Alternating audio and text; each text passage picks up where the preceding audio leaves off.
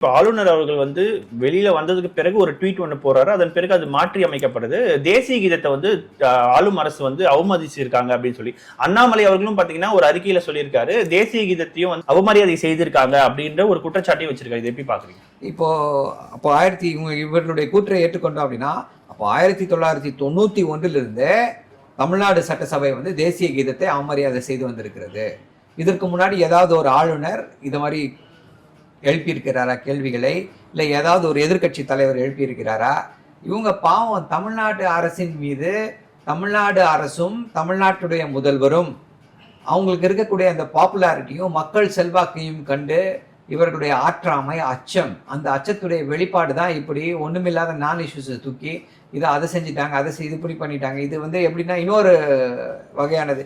இந்துக்களின் மனதை புண்படுத்தி விட்டார்கள், எங்களுடைய மனதை புண்படுத்தி விட்டார்கள்னு சொல்லி பேசிக்கிட்டே இருந்தாங்க. அதோட இன்னொரு நீட்சி தான் இது.